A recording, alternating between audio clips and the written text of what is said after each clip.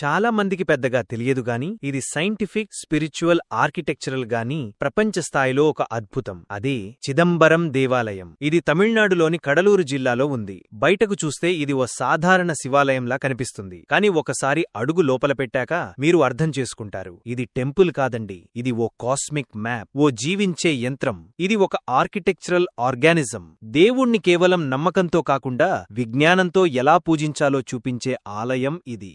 ముందు చరిత్రలోకి వెళదాం. ఈ స్థలం ప్రాచీన కాలాల నుంచి పవిత్రంగా భావించబడుతుంది. సంగం కాలం సుమారు 2000 సంవత్సరాల క్రితం నుంచే దీనికి లింకులున్నాయని ఆధారాలు ఉన్నాయి. ప్రస్తుత దేవాలయ నిర్మాణాన్ని 10వ శతాబ్దంలో చోళ చక్రవర్తి పరాంతక చోళ I మొదలుపెట్టారు. తరువాత రాజరాజ చోళుడు, కులోతుంగ చోళుడు లాంటి చోళరాజులు దీన్ని విస్తరించారు. తరువాత విజయనగర సామ్రాజ్యము, మరాఠాలు దీన్ని పునరుద్ధరించారు. కాని అసలు కోర్ లేఅవుట్, ఎనర్జీ అలైన్మెంట్ మాత్రం ఎప్పటికీ మారలేదు. అదే దీని మర్మం. ఇది పంచభూతాల ఆలయాల్లో ఒకటి. మానవ శరీరం నిర్మించేది 5 మూలతత్వాలే కదా. అర్థం చేసుకోండి. భూమి, కాంచీపురం, నీరు, తిరువనైకావల్, అగ్ని, తిరువన్నామలై, వాయువు, శ్రీకాళహస్తి, ఆకాశం, చిదంబరం. ఇక్కడ మనం శివుణ్ణి ఆకాశం రూపంగా పూజిస్తాం. కళ్లకు కనిపించని, రూపం లేని శూన్యంగా. ఇక్కడి ప్రధాన దేవుడు నటరాజుడు. అంటే శివుడు కాస్మిక్ డాన్సర్గా. మీరు ఆ విగ్రహాన్ని గమనిస్తే ఒక్కో చేతిలో ఒక్కో సింబలిజం ఉంటుంది. కుడి చేతిలో డమరు, సృష్టి సంకేతం. ఎడమ చేతిలో అగ్ని, వినాశనం. ఒక చెయ్యి అభయముద్రలో ఉంటుంది, రక్షణ.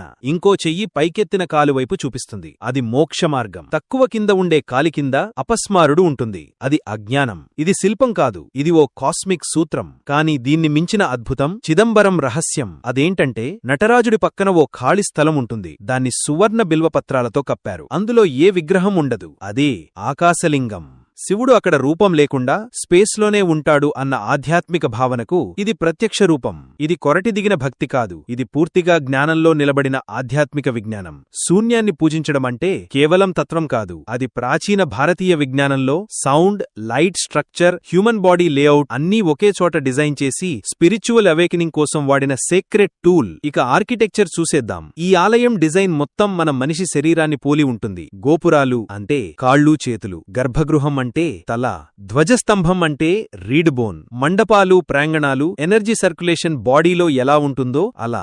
ఆలయంలోకి ప్రవేశించడమే మన అంతరాంతర యాత్ర మొదలుపెట్టడంలా ఉంటుంది. ఇక శబ్ద డిజైన్ మాటకొస్తే నిజంగా ఇంజనీరింగ్ అద్భుతం. మీరు మండపంలో చప్పట్లేస్తే పర్ఫెక్ట్ గా, సిమెట్రికల్ గా ఎకో అవుతుంది. ఇది యాదృచ్ఛికం కాదు. దీని డిజైన్ చేసేటప్పుడు యాంగిల్స్, గోపురాల కర్వేచర్, గోడల మధ్య దూరం అన్నీ ఖచ్చితంగా కొలిచి చేశారు. ఇది ఎకోస్టిక్ సైన్స్. ఇంకో విషయం, వాడిన పదార్థాలు కరిగిపోని రాయైన బ్లాక్ స్టోన్, గ్రానైట్ వాడారు. ఇవి తాపాన్ని బాగా తట్టుకుంటాయి. అదేంటంటే వేసవి లోపలికి వెళ్లినా తాత్కాలికంగా తల వంచేస్తుంది చల్లదనం. అంతేకాదు లోపల ఆటోమేటిక్ కూలింగ్ ఉండేలా గాలి ప్రవాహాన్ని ఆలయం లోపల డిజైన్ చేశారు. ఇక శిల్పాల గురించి చెబితే గర్భగృహం చుట్టూ 108 కరణములున్నాయి. ఇవి భరతనాట్య శాస్త్రంలో ప్రముఖమైన క్లాసికల్ మూవ్మెంట్స్. ఈ 108 సంఖ్య కూడా చిన్న విషయం కాదు. Earth to sun or moon distance సంఖ్యలో 108లో ఉంటుంది. శరీరంలోని 108 మర్మ బిందువులతో ఉంటుంది. జపమాలలో ఉండే 108 రుద్రాక్షలతో ఉంటుంది. అంటే స్పిరిచువాలిటీ, అనాటమీ, ఆస్ట్రానమీ అన్ని కలికి ఈ ఆలయాన్ని రూపొందించారు. ఇక ఒక అద్భుతమైన విషయానికొస్తే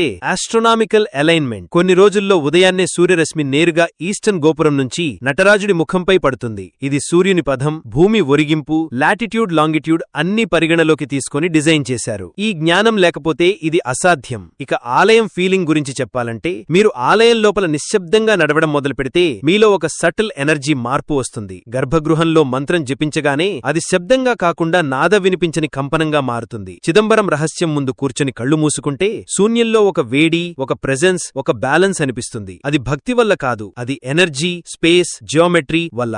చివరగా ఈ దేవాలయం సాధారణంగా చూస్తే గుడి, కానీ లోతుగా చూస్తే ఇది ఒక నిర్దిష్టంగా రూపొందించిన సైంటిఫిక్ సేక్రెడ్ మెషీన్.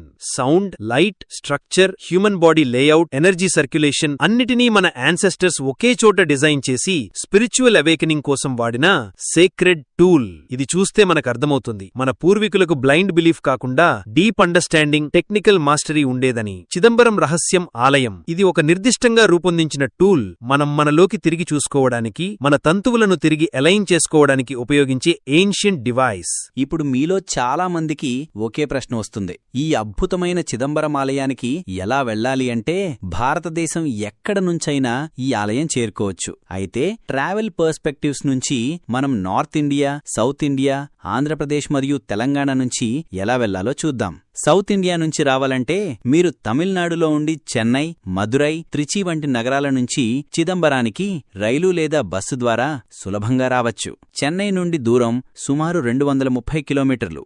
పుదుచ్చేరి నుండి కేవలం 65 కిలోమీటర్లు మాత్రమే. రోడ్వే లేదా ట్రైన్ ద్వారా 5 గంటల్లో చేరవచ్చు. నార్త్ ఇండియా నుంచి రావాలంటే ముందుగా మీరు చెన్నై, బెంగళూరు లేదా హైదరాబాద్ వరకైనా విమానం లేదా రైలు తీసుకోవాలి.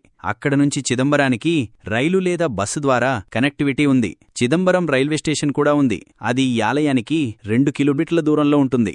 ఆంధ్రప్రదేశ్ మరియు తెలంగాణ నుంచి రావాలంటే మీరు ముందు చెన్నై లేదా విజయవాడ లేదా నెల్లూరు వరకైనా రైలు ద్వారా వచ్చి అక్కడి నుంచి చిదంబరానికి వెళ్లవచ్చు. హైదరాబాద్ నుంచి ప్రయాణిస్తే ట్రైన్ లేదా ఫ్లైట్ ద్వారా చెన్నై చేరి అక్కడ నుంచి రోడ్డు ద్వారా 5-6 గంటల్లో చిదంబరం చేరవచ్చు. ఇప్పుడు మనం చూడవలసిన మరో విశేషం చిదంబరం ఆలయం చుట్టూ ఉన్న ఇతర పవిత్రమైన ఆలయాలు. ఈ ప్రాంతం చుట్టూ ఉన్నవి తిల్లై కలి అమ్మన్ టెంపుల్. ఇది చిదంబరంలో ఉన్న శక్తిపీఠం. గంగైకొండ చోళపురం. ఇది చోళుల వైభవాన్ని చూపించే గొప్ప ఆలయం. పిచవరం మ్యాంగ్రోవ్ ఫారెస్ట్. ఇది ఆలయానికి సమీపంలో ఉన్న నేచర్ స్పాట్. భక్తితో పాటు ప్రకృతిని కూడా అనుభవించవచ్చు. అన్నమలై అయ్యార్ టెంపుల్ అంటే తిరువన్నామలై, అగ్నితత్వానికి ప్రసిద్ధి చెందిన అనదర్ పంచభూత క్షేత్రం. ఇది కూడా డ్రైవింగ్ డిస్టెన్స్లోనే ఉంటుంది. ఈ ప్రాంతం మొత్తం పవిత్రత, వైజ్ఞానికత, కళ,